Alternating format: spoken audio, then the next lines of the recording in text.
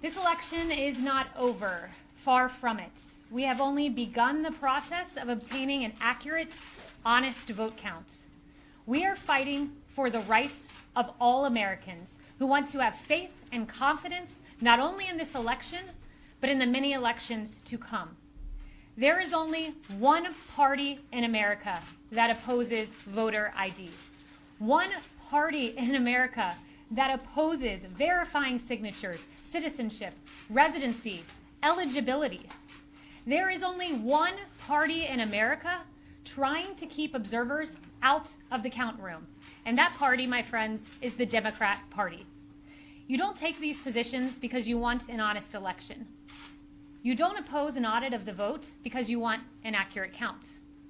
You don't oppose our efforts at sunlight and transparency because you have nothing to hide. You take these positions because you are welcoming fraud and you are welcoming illegal voting. Our position is clear. We want to protect the franchise of the American people. We want an honest, accurate, lawful count. We want maximum sunlight. We want maximum transparency. We want every legal vote to be counted, and we want every illegal vote to be discarded. Unlike our opponents, we have nothing to hide.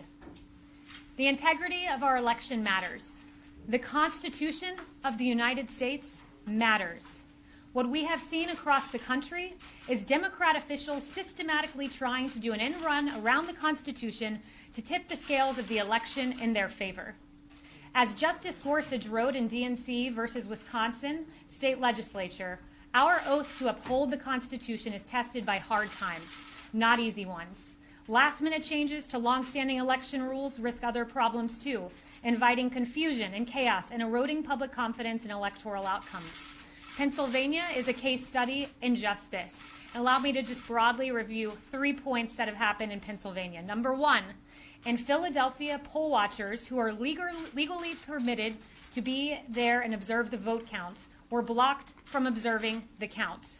Our poll watchers were put behind barricades in a massive room. They were many feet from the counting process, and in fact, when you look at all of the tables, many hundreds of feet, in fact, from the tables in the very back. They were completely in the dark, completely unable to oversee the vote count, as was their legal right. An observer on the scene described it this way. Imagine being on a football field. You're on the 10-yard line and expected to make a call in the end zone on the other side of the field. It is unacceptable.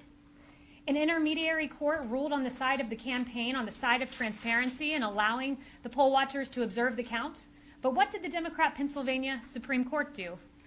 They issued an administrative stay, effectively pushing back our poll watchers and denying them the access they deserve to sit and watch the count. Ask yourself this: what are Pennsylvania Democrats hiding? Why can't poll watchers simply observe the count?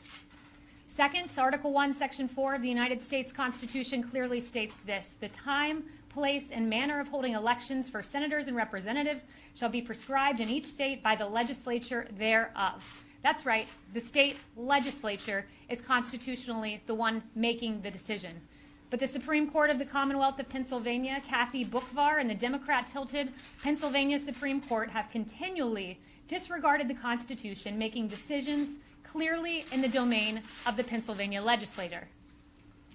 In fact, maybe there's a reason the Secretary of State, Boockvar, keeps substituting her will for that of the legislature in a completely unconstitutional fashion. Perhaps it's because she has motive. In fact, she has shown her partisan hatred tweeting this: using the title, quote, president before the word, quote, Trump really dismeans the office of the presidency.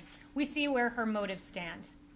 And finally, a mere survey of the facts shows that voters in blue counties like Philadelphia County were given certain privileges that voters in red counties were not afforded.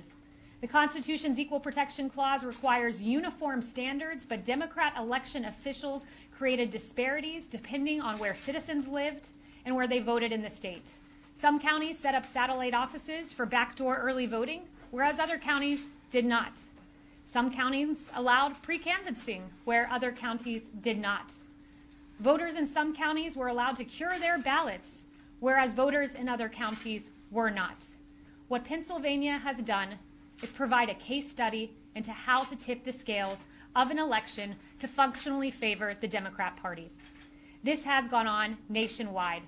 And I'll leave you with this. In DNC versus Wisconsin State Legislature, in another attempt to count late ballots that arrived after the election, Justice Gorsuch wrote, "Nothing in our founding document contemplates the kind of judicial intervention that took place here, nor is there precedent for it in 230 years of the court's decisions."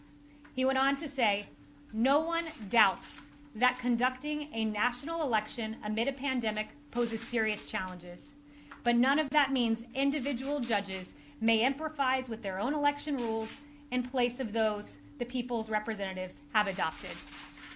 They have taken a global pandemic and turned it into a nationwide electoral epidemic. They have taken, based on what they call a natural disaster, they have used that and turned this into a national disaster.